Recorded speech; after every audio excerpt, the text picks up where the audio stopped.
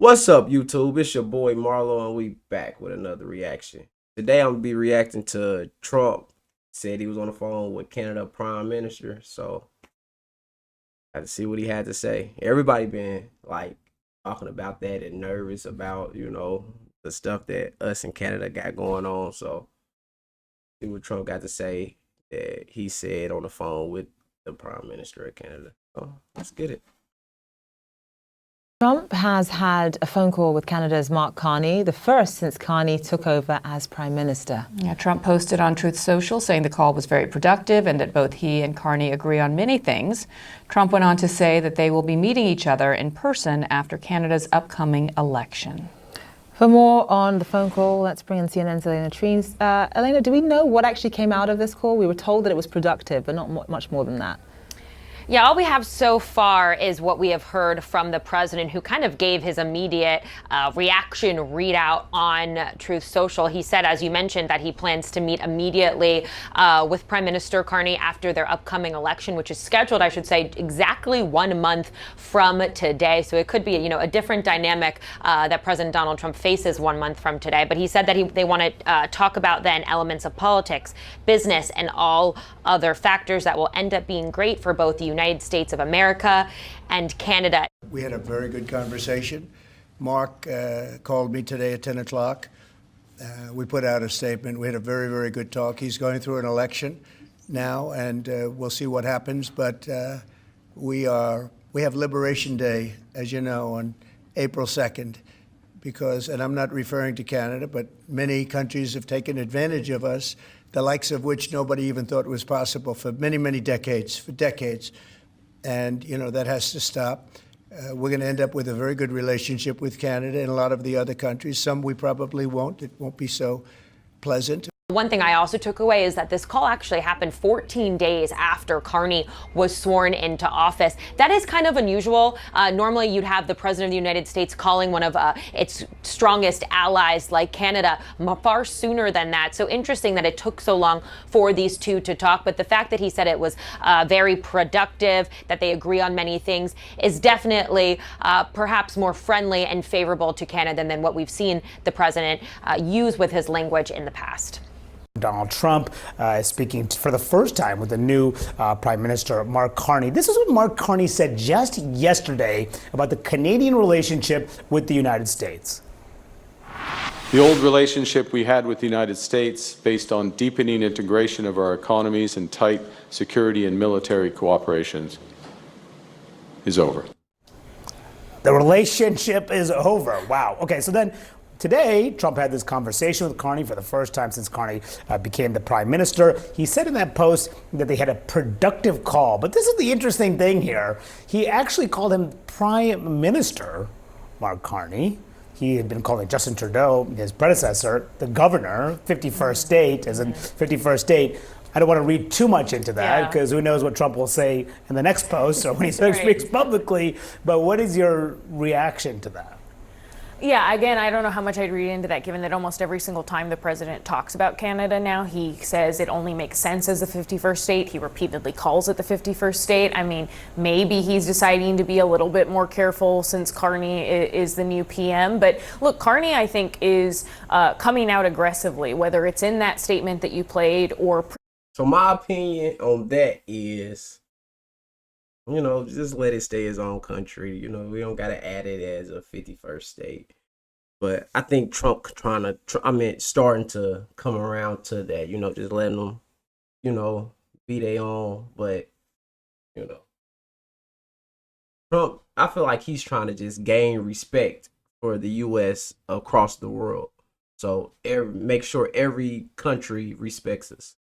I feel like that's what he's doing. Obviously, they've ran ads in Canada. They're running actually billboard ads, I believe, in the United States saying tariffs are a tax, trying to appeal to the American public. The Canadian government is saying, Americans, this is not a good thing to be doing, which is to be antagonizing an ally with tariffs and to just continually be antagonizing us also by calling us the 51st state. So I think you're seeing this new playbook from someone like Carney, who is saying we're not going to take this line down. Which is We should also just note Carney's domestic politics here, right? He's called for an election. The entire landscape in this election, he became prime minister by getting elected leader of his party, obviously after Trudeau's departure, but he's now running to have his party maintain a majority status and maintain his premiership. And right now, the context of the election has totally changed because of everything you just went through that Donald Trump has done antagonistically towards Canada. It has made sort of running against Trump a more popular position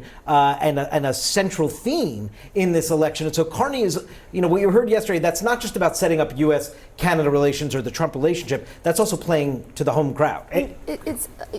Republicans were for a while saying Trump is doing this for leverage. He's being unpredictable. But now you have someone who's not just at the table saying we're going to work for better sort of deal agreements. They're saying we're done with you. And that is not a position that Republicans want to be. And that's where you're also seeing them shift.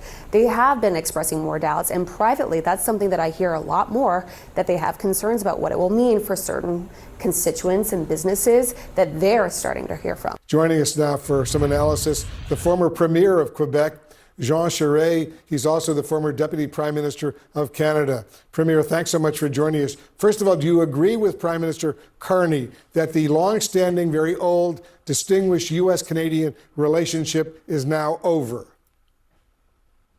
We continue to hear the same messages coming out of the Trump administration, Wolf, and how could we not come to that conclusion? And sadly, because the relationship between both our countries has been historically exceptional. Both countries are lucky to be born and live in this neighborhood of the world, frankly. If you look around, from a trade perspective, it's been an exceptional relationship, but it's changed. And we have just come to the conclusion that it's changed forever. And now we're looking ahead. We want to continue to work. And by the way, the American people, our neighbors and friends, we love them very dearly. There's a difference between that and the political issues we have. So we want to work with our American neighbors. I think we have to look at a comprehensive trade and security agreement in the future. But Canada's going to have to rethink its economy and rethink how we operate in this new political environment with the United States. Yeah, it's a whole new world. For those of us who grew up along the Canadian border, I'm from Buffalo in Western New York, it's hard for me to believe that this is even going on, given the longstanding, very close friendship and alliance between the U.S. and Canada. President Trump and Prime Minister are speaking today. How much do you think this conversation will or will not improve the very bad moment in U.S.-Canada relations right now?